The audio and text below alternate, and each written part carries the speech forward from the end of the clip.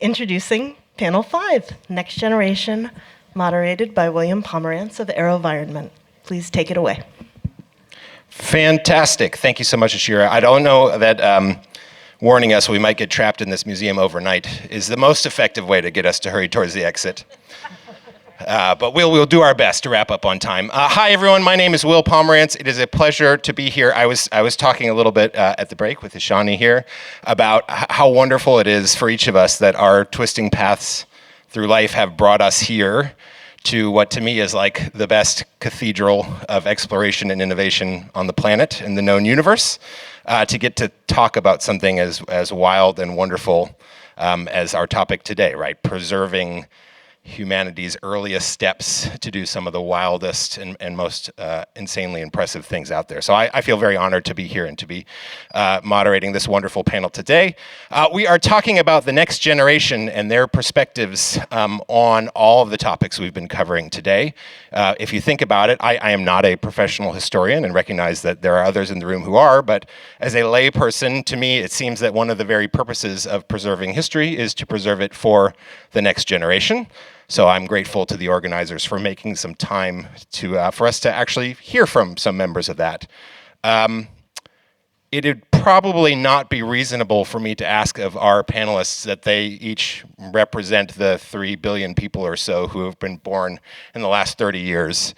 So really what we'll talk about are some amazing point studies and point cases of perspectives about people who are themselves in the next generation and who also are working on the missions that are the next generation of missions. You probably gathered already from my tone or from anyone who talked to me at any of the breaks, this is like my favorite building and my favorite location in the universe. This is where I will hide out in the event of an apocalypse.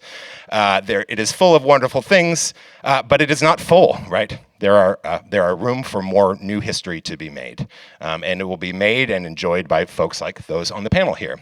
So since we're talking about perspectives, I want to share with you a little bit of biographical information about the folks on the panel. Very quickly about myself, because I'm the least interesting person up here, and I have lost my claim to be of the next generation myself a long time ago.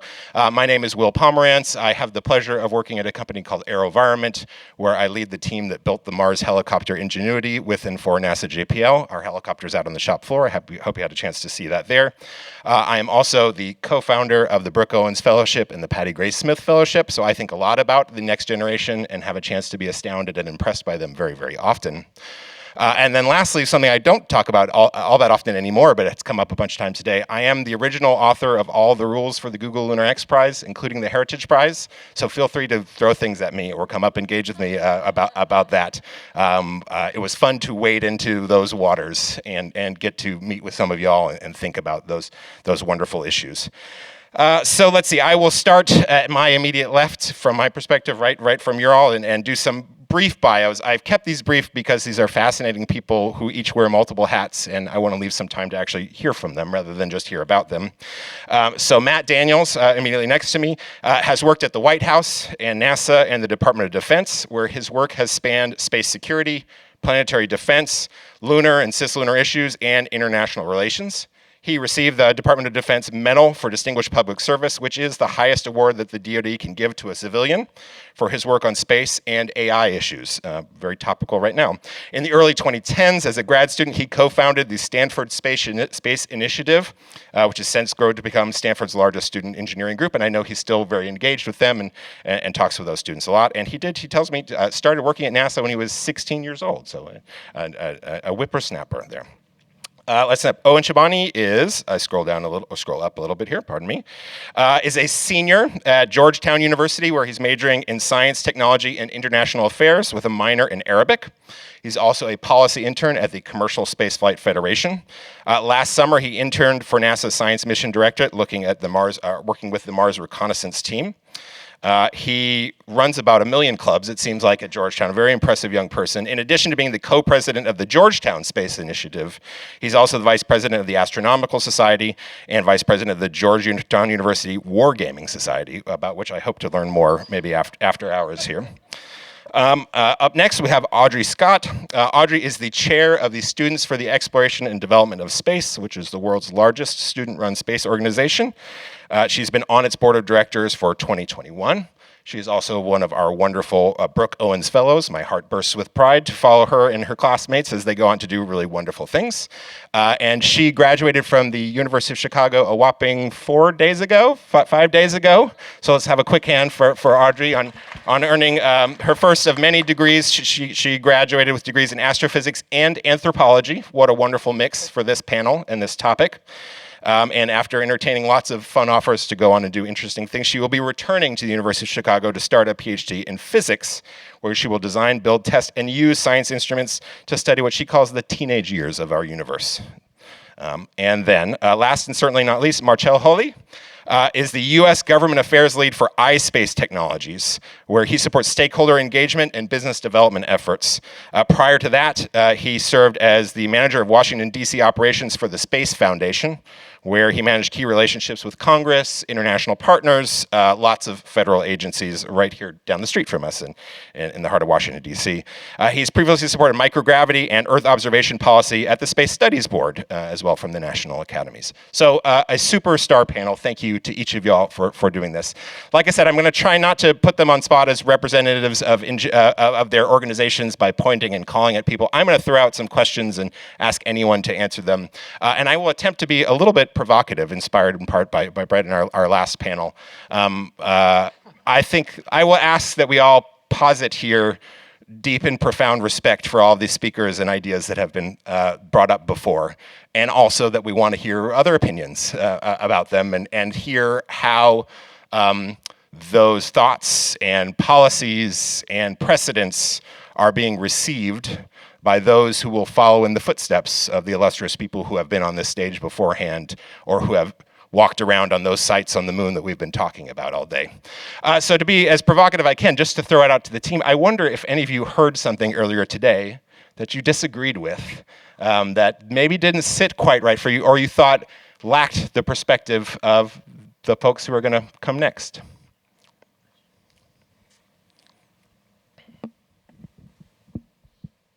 Considering secondhand information, I pretty vehemently disagree with Jack Schmidt's take on the historical preservation from the Apollo 17 site. I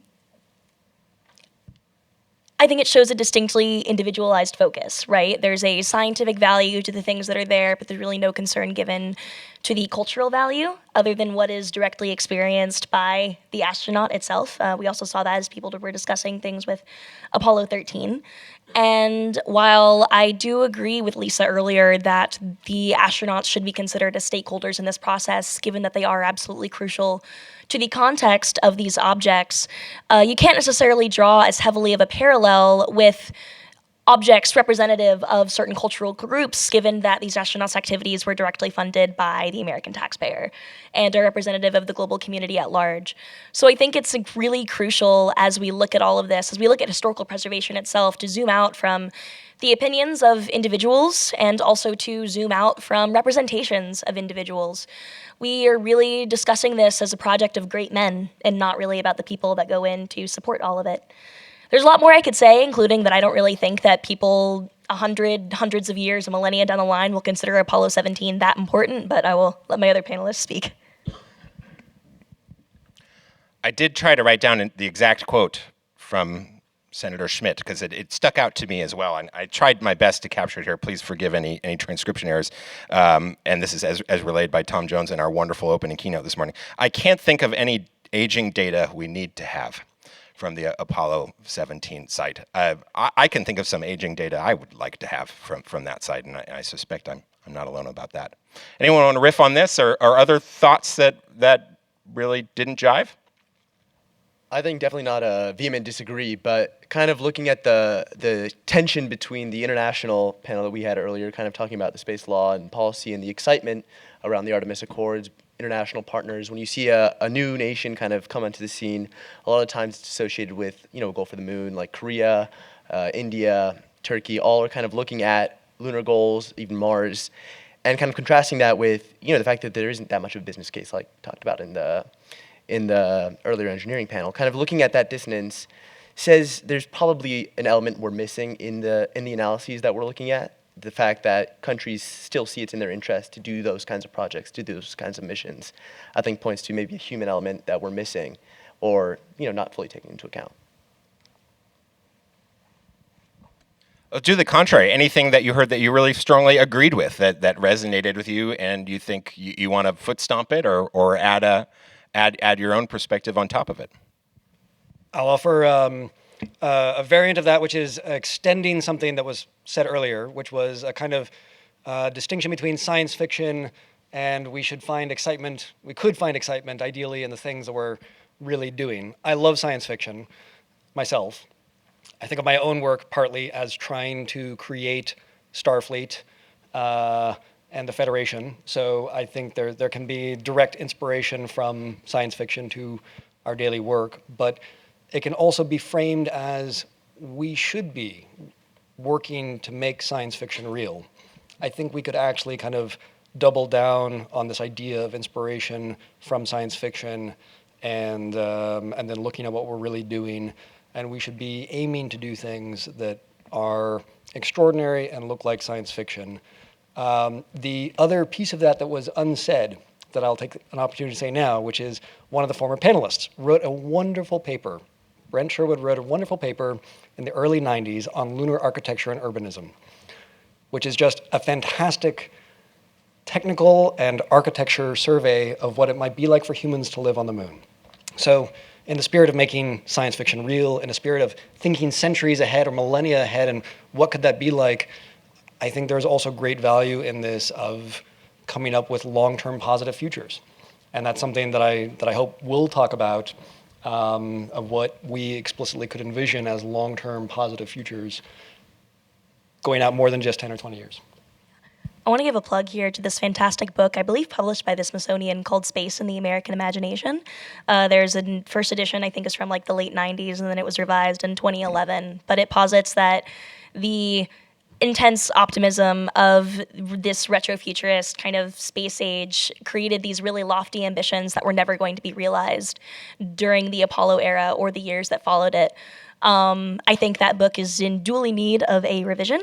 But I think it's just really fascinating. Like, there's years of scholarly precedents showing the intrinsic link between the inspiration that we set forth in our culture and what people actually end up doing in the workforce, or what they aspire to, or what the public actually thinks about it. So very much a book worth reading. And I think to that end, I think there's, speaking of preserving outer space heritage, you first have to create that outer space heritage, and, companies like ispace hopefully doing their part to do that.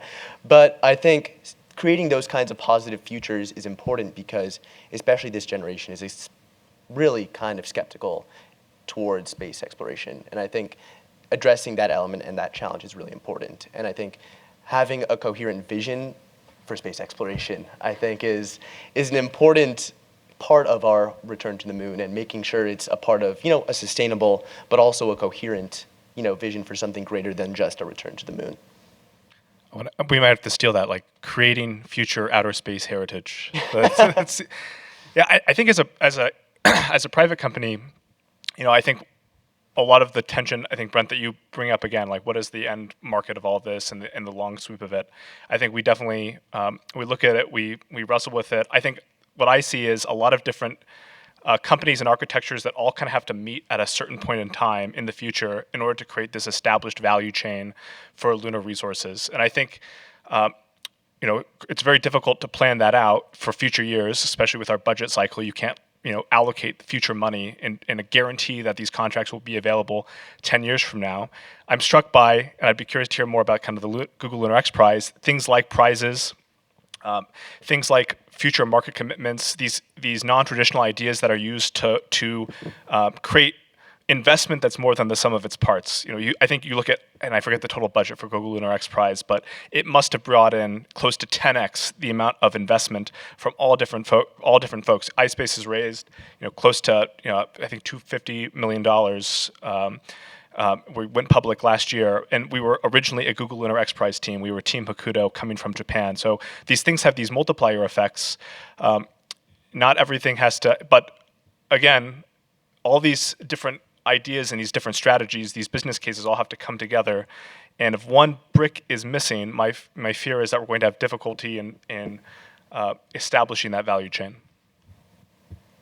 I want to try and tie together several of the themes that have just come up here and think about future missions, future workforce, future incentives for both individuals and for companies to go and make new history on the moon and other places. First, I want to get to tension, which I think is the word Owen used here. I can imagine there maybe being some tension between the wonderful and human-driven goal of preservation of history and this desire of creating new history. So as a little exercise, I wrote down some words in our early sessions here. These are all words that were used to describe how we treat outer space heritage, not lunar outer space heritage, not lunar heritage, but outer space heritage. These came from our first couple panels of the day, just verb forms. We talked about these items that have been created in low Earth orbit, like the International Space Station, at places like Florida's Space Coast. We talked about it being preserved, studied, repurposed, harvested, auctioned, consumed, and lost. And then when we started talking about lunar, I didn't write down every word out there, but I heard the word preserved, preserved, preserved, preserved, preserved, preserved, and preserved.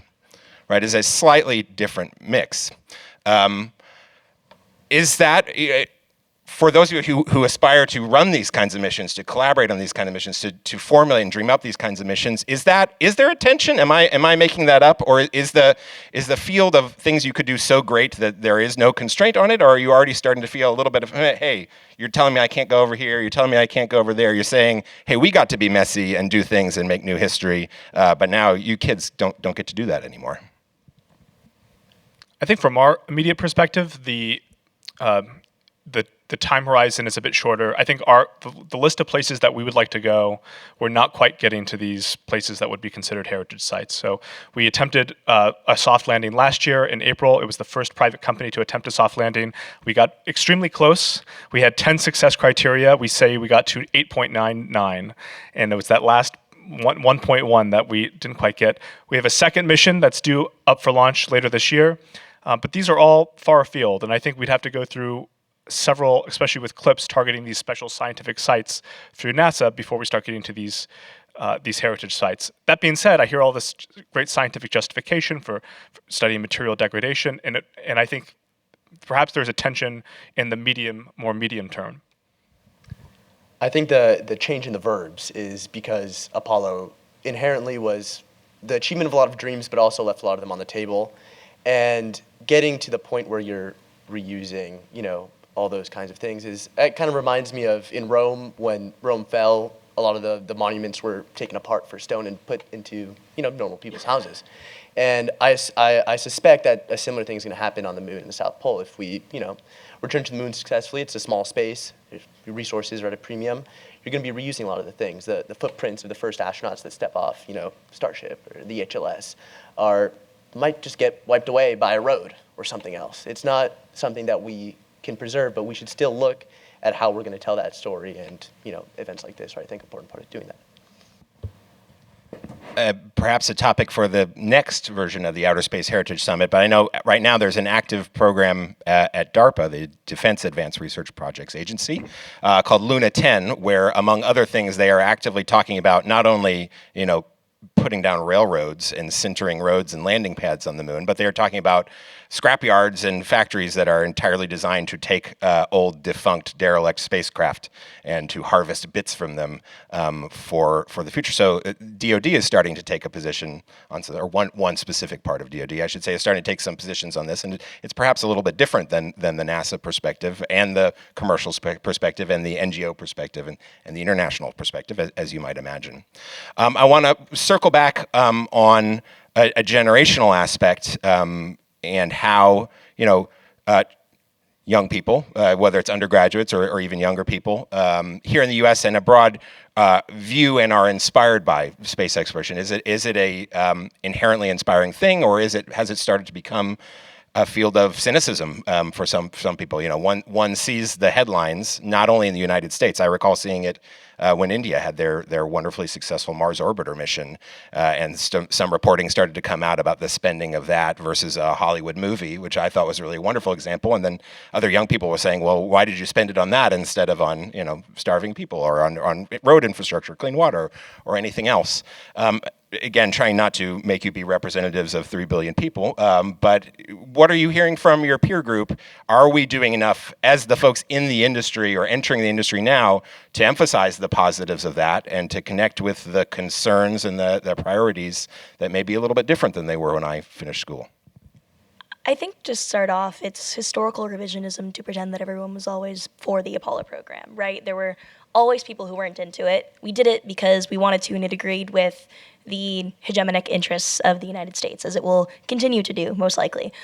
From the young person perspective, I think there's incredibly mixed reception. There's obviously a lot of people who are like, why are we spending money on this when there are so many problems in the world that you can be spending money on? That isn't an opinion that's unique to young people. People have been having that since our first satellites in space. I think there is also an additional element of idolization of figures in the industry, not necessarily the NASA heroes, but maybe those who were able to accrue a large degree of capital, partly through their utilization of the space industry, or as a way of seeing this is something where if you're in this, it means that you've already made it. There's this distinctly materialistic, capitalistic goal, which is also, something that has been going on for a long time as well.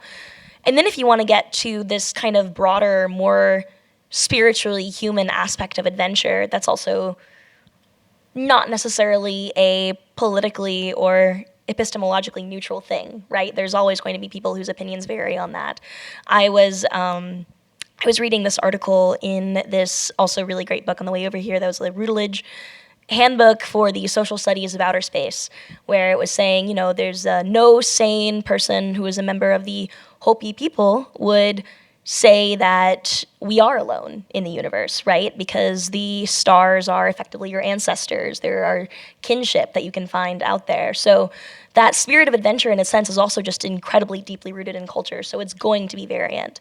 I don't think there's ever going to be a singular consensus in any of this.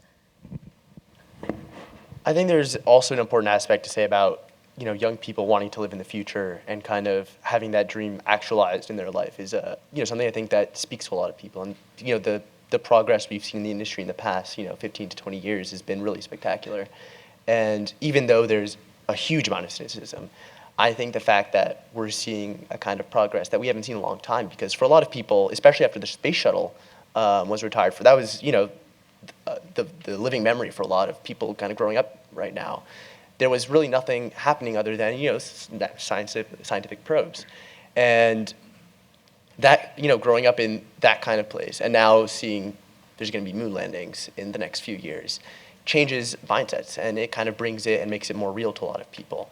And I think there's nothing inherent about a person that makes them a cynic about space. I think inherently it's quite the opposite. And so I think just an exposure and explaining just showing them kind of what's out in the universe is much more than enough to excite. Taking the question reins from you for just a quick minute, do you think that humans are necessary for people to be interested in space and for people to have a connection to it? This is me? Mm-hmm. I think there's a really because I was at SMD. I think it's one of the most compelling things NASA can do is look into astrophysics, planetary science.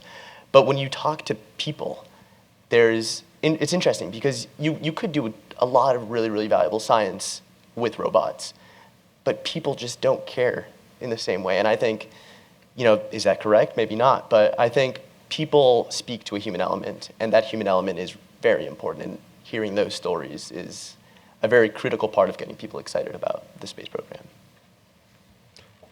I would add one thought, which is, and there's a preface for this, which is, it's extremely generous to consider me a young generation on this. I'm going to try to use my presence on this panel to get back into young professional events. So I'm a few years older. I was told once, and I've had this background. I've kind of gone back and forth, where I've also gone back and forth between space science and space engineering, and then kind of non-space fields. And I was told by a professor once, "Why are you doing astronautics? Didn't you miss the boat on that by a generation? Wasn't the exciting time to do that back in kind of the 60s and maybe the 70s? But why do that now?" And I think part of this moment is that it's going to be, there are many kind of difficult as well as positive things ahead, but we are going into such a growing era of spaceflight where so many activities are going to be happening, where it's not just superpower governments, but it's all kinds of private companies, where it's not just even companies, but where it's maybe nonprofits and private individuals, and where we will have to ask difficult questions about how do we feel about private endeavors doing things for their own purposes alongside kind of public science and happening right alongside of public science, which is nominally done for everyone. So these questions, which have always been with the space community in particular, of kind of why are we doing this and not addressing poverty, there's going to be very kind of thornier versions of these questions for a new generation. One final piece of all this for me is then thinking about the importance of positive and the worthiness of doing the difficult work of trying to come up with positive long-term visions of the future and say, this is what we want to build on, and who disagrees with it? Who can help me poke holes in this vision? Who can try to help improve it? At our best, we can still have, I hope, space activities hold up a mirror to humanity and to our societies and help us look at other things that we're doing here on Earth and try to, even by envisioning longer term futures, try to aim and build more positive ones. And well, you kind of mentioned, what are people in our peer groups saying internationally? So ispace, there are 30 different nationalities work at our company. In Japan, where our Japanese office is actually only half Japanese. The rest come from all over the world, from Argentina, from Brazil, from wherever. And so, I think I'm a bit biased, or we probably all are, because our social groups are like space people internationally who go to IAC. And so, but I think what they'll say is this debate that happened in the 60s and happens now about the tension between resource allocation between space and non-space, this is happening in all these countries with emerging space agencies. But there is a cadre of folks in their young who are in their 20s or just in university who are advocating strongly for increased funding into these agencies. But these are the debates that really had to happen that we had 60 years ago. Right now, there's a lot less visibility. So, like, for example, to pick an emerging space country like Brazil, Brazil has a space agency. It has had a space agency for 40 years. But if you walk around and you ask an average person in Brazil, they don't even know that there's a space agency. And that's nothing to do with like Brazilian education, or it just is the space agency is not prominent, and it's not as prominent as NASA. So you have folks our age who are in Brazil who are strongly advocating for it, who wish they had a space agency like Brazil, and that's kind of their fight. I think they want to have something that is Brazilian. They don't want to be beholden to U.S. capabilities. They see this as just a stepping stone to create a program indigenous to that country, which I think is very inspiring. That they have that journey. And I think actually that's really important because space has, it's not just something that we do for the sake of just going to space. It has really important benefits back on Earth with remote sensing, disaster relief, monitoring the rainforests. But again, Brazilians might not know they're getting that data from space. They might not know the effectiveness of that. But if they have a moon mission or they're participating in some way in a larger effort, that then goes to Brazilian youth, in preschool, elementary school, and they see that their country can do something in space, and then they start reading about the benefits it has. But I think these kind of goals that really kind of act as milestones for countries helps energize their own nations, their own populace, and also helps stem the brain drain of all these engineers who see the United States doing all these amazing things in space and other sectors, going abroad, studying there. Instead, they're inspired by their own country, and they see their own country as a way to do that. And I think that's happening across the Middle East, in Asia, South America, and I think it's really important.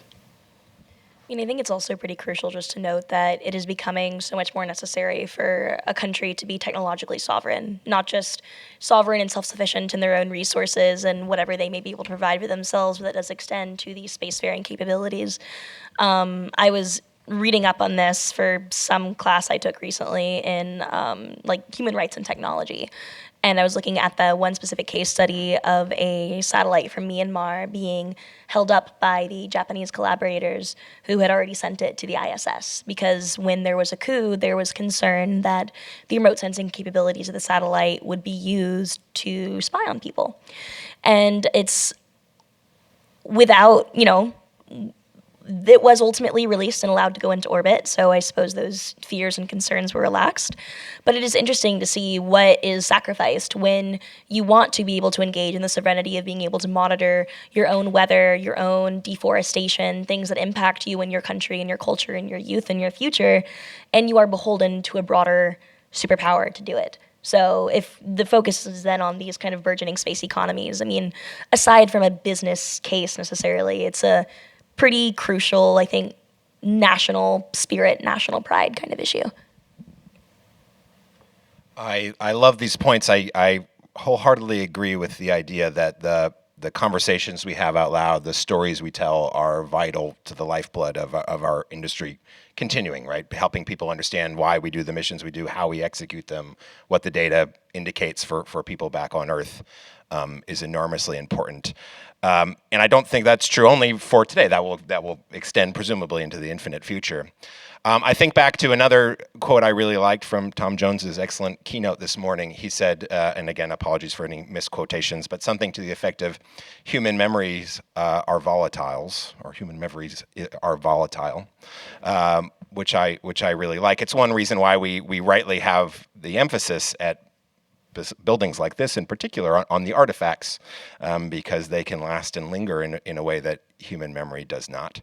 But it also, thinking of the realities of our modern life, we have assets that didn't exist in most of these other areas where we have, near ubiquitous recording capability and effectively infinite storage capability. We could be capturing everything, right? Even more so, NASA has done a fantastic job, and it was great to hear from NASA's historians about all the data that is collected and about the challenges that proposes to get even more and to archive it and do things with it. We could gather even more. But also, as we've heard about on our last panel, right, we've entered an era of not only national space programs, but commercial and private space programs. I wonder, are we as a community providing incentives to those programs to capture those moments, right? Are we letting history pass us by again unrecorded, or recorded and locked on a proprietary, server for only employees of that one particular entity, club, company to capture? Are we missing an opportunity that we should incentivize that kind of capture and publication more? Can I offer an interim point that's adjacent at best? Okay, great. I had a student once who wrote a wonderful paper on how might we think about future archiving. And her starting point for the paper was, in a book trilogy called The Three-Body Problem, people etch things in a cave on Pluto so that it will survive for geologic timescales, is the hope. And she started her paper with, could we imagine ways of doing better than that? And she came up with these kind of maxims of, well, you want lots of copies. And she did a bunch of case studies. So she looked at the National Archives and the Japanese communities that take apart shrines and rebuild them with new wood every few years, and various things like that. And she came up with these kind of maxims, like you want a lot of copies, you want to leverage inert environments, and you kind of want to tend the knowledge and take care of it. And so then she made the leap to, and obviously, therefore, that's why we should have Bio-von Neumann probes to create a galactic archiving system, to preserve knowledge on geologic timescales, which is like the coolest set of ideas. I hope I have, first of all, given my fellow and smarter panelists time to think of actual answers to your question, but I'll say that I think one of the joys of thinking about space projects and space endeavors is the opportunity for new creativity about ancient human questions, like preserving knowledge. Digital ephemera is terrifying. There are so many things that could disappear with me taking the notes that I just took in my iPad and checking it across the room. Obviously, that can be done with a notebook that you burn, right? But there's a, I think, distinct dimension of vulnerability that is going to increase with our generation because so much of our lives are lived online. I'm not writing my things in a diary. I'm not recording my college experience in a diary for someone to be able to unearth when I'm, rich and famous and a Nobel Prize winner and an astronaut, which I obviously will be, right? I'm just recording it all myself, and really for my eyes only. And it's a pretty distinct, different degree of privacy unless it's being directly encroached upon, which I guess it could always be. But that's going to present, I think, a real problem with also getting the next generation on board with the preservation of material heritage, is because what is our material heritage? The clothes that we buy on Shein, on Fashion Nova? I mean, when you live a culture of kind of this instantaneous gratification and consumption, what physically do you value other than just hoarding things?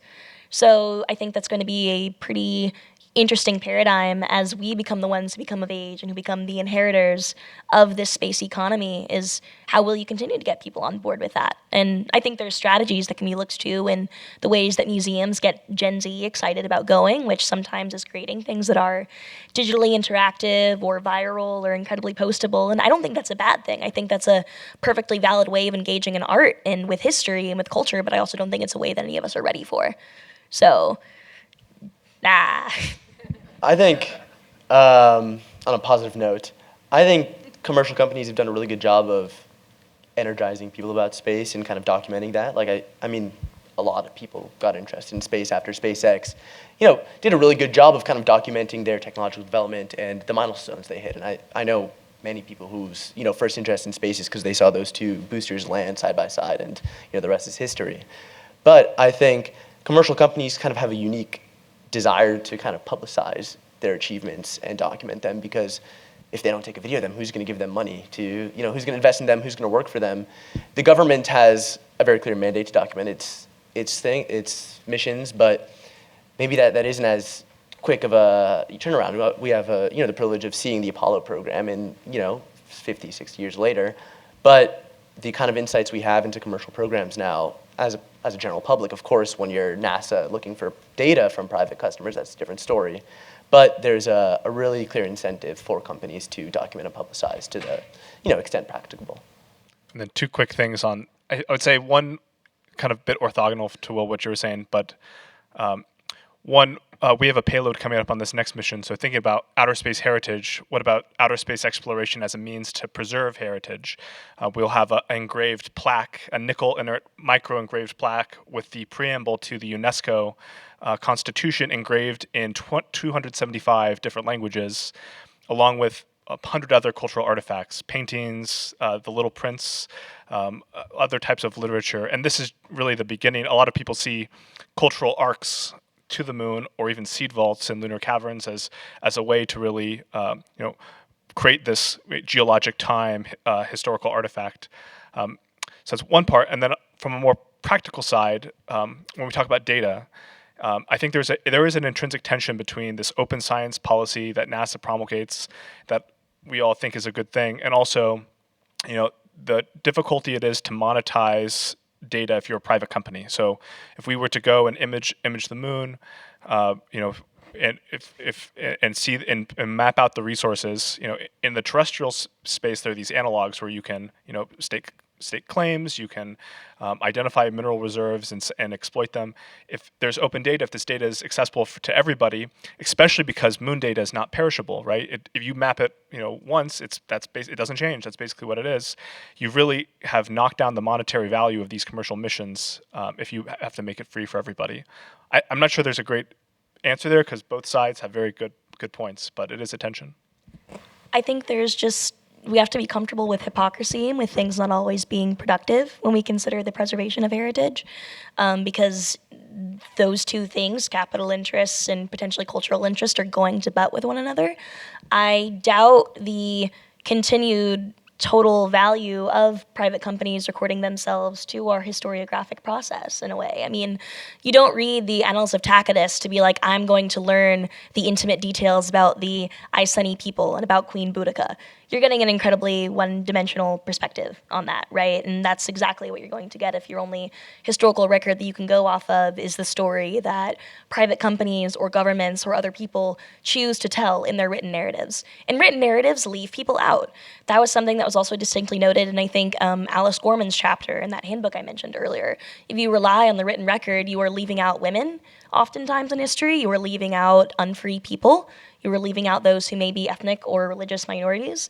And there's quite frankly no reason why that attitude towards cultural preservation may not still persist. I mean, obviously you want this utopic future, but preserving everything relating to American space exploration is going to neglect something else. Or preserving a human site might neglect a rover one. I mean, there's a degree of historic value to materials that you don't get in just documentation that I think is also just important to consider in this.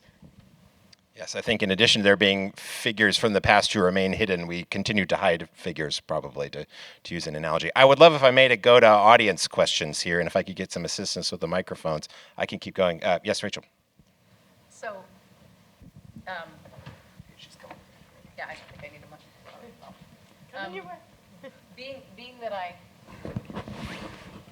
Being that I preserved the history of the Viking mission, the first mission that landed on the surface of Mars successfully for more than 20 seconds. So I give kudos to the Soviet Union for landing there, and we should do that. We don't do that enough. My historic record consists of basically 3 basic things, and I want to know what you guys care about. So if I'm going to lump this into 3 general groups, we've got oral histories, we have archives, like 2,000 square feet of archives that are like change orders, original designs to as built, all that. And then we have the actual artifacts that some might, physical artifacts like the only magnetic tape recorder left on the planet, the Viking letter body, whatever. So each one of those things somebody would be like ho-hum about in my generation, like everybody will say something different. I want to know what each of you guys thinks. So those 3 things, prioritize them for me, because I want to know what you guys care about. I mean, they're all so good and important, right? I think from a generational perspective, if I'm trying to back out of my shoes, if I want to get my grubby little hands on everything, right? I think that my generation would probably care. Well, it depends on how the oral histories are presented. If they're presented in video, interview form, and a soundbite that you can put on TikTok, that one, like for sure. I think artifact will be next, something you can photograph yourself with. I took so many selfies throughout this exhibit. I am a digital generation. It is what I do. And then most people are not going to look at some of the archives, and archives present a distinct story. An archivist has to choose what to preserve. I mean, depends on what is considered in an archive, right? I mean, there are, in the archives at my museum, at the special collections at my library, there are a variety of things. There are flyers, there are protest signs, there are these different banners, there are scale models of the library itself, but I think you mean written material. So if you consider written material, I think that's going to be dead last for most people, partly because it is intentionally designed to be unintelligible to a majority of the population as well. I think Marchel and I were talking as we had just finished the tour on kind of the power of objects to, like we saw the U-2, the camera on the U-2 that photographed the Cuban missile sites, and kind of the power of objects to put you in a scene, and especially for younger children, I think the ability of an object to kind of imagine and see, how that would have fit into the probe, or just more generally how that would have fit into the broader program in space, especially if something's been to space. I think that's a winning formula. But museums are great because they allow you to imagine yourself in that time and in that place. And I think especially from, maybe a workforce development side, that kind of idealizing yourself in that position is really important. And that's where, the oral histories come in and seeing someone in that role. And I think more broadly, that's something, we could all do is go back to maybe our hometown schools, alma maters, and talk about your experiences, because a lot of students, a lot of children don't grow up with engineers, scientists as family members, and getting that oral history is really important, that personal element, because then not only do you have the objects you can kind of see in museums, but you can see a path for yourself, and I think that's really important. I love libraries and museums, generally. One of the earliest human libraries in the Middle East, in what's now Iraq, collected books from what was then the known world. Books were then clay tablets. And they included a mix of things like the Epic of Gilgamesh, so early human literature. But they also included a lot of financial transactions, a lot of commerce, a lot of basically accounting, that I owe you so many sheep and things like that. So I think partly it's not just preserving artifacts, it's curiosity to imagine future historians and to wonder what they'll think of us. I think we have another one up in the front. Okay, thank you. To follow on with that, I have a question that I'm just curious about what you all think, and thank you for your perspective, because we can only get our jobs done when people coming after us are telling us their perspective on what we're doing. So everybody's throwing around the word preservation. I live and die this word. This is my entire career. It's not a well-funded field, as you probably are aware. We don't make the most money of anyone, just like historians in the group. We do it because we love what we do. We love to preserve artifacts so you all can see them in the museum. But we also, I don't know if you know this, but I'm curious to your opinion on the fact that we have to abide by code of ethics and standards in our profession. So even though people are saying, well, we're going to preserve this and we're going to get that and this, there's a standard that we have to do it to. What is your opinion about standards? This is a personal question I have, because it's often debated in our field whether we should get rid of standards in preservation, and we should have bespoke ethics, which is applying ethics at the time that you're thinking about doing something rather than an ethical guideline that you have to do something to. So as a conservator, it's just a passion of mine to sort of look into these opinions. And I just wanted to know if you're aware that there are preservation standards that everybody has to adhere to, first of all, but secondly, what is your opinion about having standards in this sort of field? I think it's an interesting question because on YouTube, actually, there's a video of a tour of Steve Jurvetson's private collection of spaceflight artifacts, and it's interesting because I think around half of them are kind of just stuff astronauts took home with them, or one engineer or another just kind of grabbed a pen or grabbed the entire inertial measurement unit. But it's really interesting because that's how a lot of artifacts are made. I mean, if you look at museums, a good amount of them, especially historical ones, are provenance is not necessarily something that's much taken into account, especially back then. But I think it's important to, especially as we're we might have the chance to actually go back to the Apollo sites, taking that into account, and just as a general rule, looking at the importance of, like you said, standards in forming those kinds of rules. I think the Smithsonian does a great job, reaching out and identify, reaching out and seeing, what's going on. I look at, I guess the first version Galactic, Spaceship One.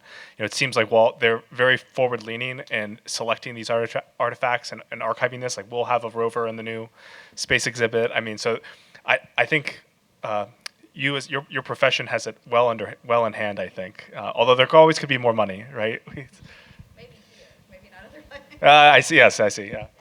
The referees have granted us some stoppage time, so we'll have one last question. Thank you. Hopefully this is a softball for all of you. This is more for the student leaders, but Matt or Marchel, if you have opinions, I'd love to hear them as well. Really curious about what you all see as the role of student organizations for helping to inspire the next generation, as well as get people excited about, I'll steal Owen's term, future outer space heritage. I think that spaces designed and curated by students are an incredibly low-risk way to be intellectually curious, to think, what do I want to do with my life? How can I do it? How can I achieve it? When you're meeting with your peers on your own terms, as opposed to meeting with potential employers thinking, please hire me, please give me that internship, because guys, whenever y'all say that everyone's hiring in the space industry and that you can totally go do that, we don't feel that at all at the intern level, right? I mean, it's a rat race the entire way through. So being able to kind of let go of that degree of competitiveness and that degree of needing to be perfect, and just being able to support the raw aspirations and passions of one another is, I think, one of the great things about being a student-led organization. With SEDS, we host Space Vision every year, which is for a lot of students their first conference. So they'll be with one another as attendees. They will have the chance to engage with speakers and with employers if they so choose to, but they're talking with one another. They're planning these collaborations with one another.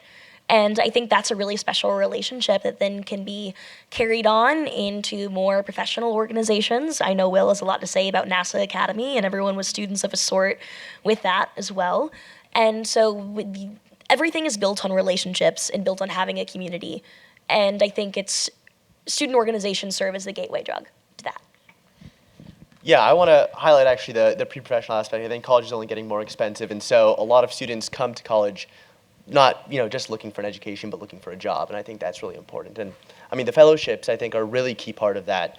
I know a lot of students, I'll see them and they'll kind of walk in and it's like, oh, I don't really know anything about space. And it's like, oh, that's perfectly fine, because looking for a job is a daunting task. But I mean, I got my first internship through the Z-Factor Fellowship, and I think we have 3 or 4 fellows right now at different fellowships. And just, it's really kind of great to be in a field where those kinds of student organizations and professionals in the industry come back and mentor students, and I think that's a really powerful way to get students involved. I mean, we had, Georgetown, not a big STEM school, not a big space school, but when I got there, it was maybe 1 to 2 students every summer were interning in space, and now I think we just did a kind of, form, fill it out if you're a space intern, and we got like 15 responses. And it's, it's across all different fields. I think one right here, interning at AIAA, and we have students all across space industry and space policy, science, someone, working on a, certain instrument on the ISS in astrobiology. And I think students will kind of jump on any opportunity put in front of them. And I think if we want to capture that next generation workforce, if you get those opportunities in front of students, they'll be more than happy to take them. A very brief addition. I would, as a kind of bridge here, maybe want to recognize the power of student organizations. So I'm still, we're still indulged by the current student leaders at Stanford and sometimes Georgetown as well, who are generous with their time with us, who want to talk to them and offer ideas.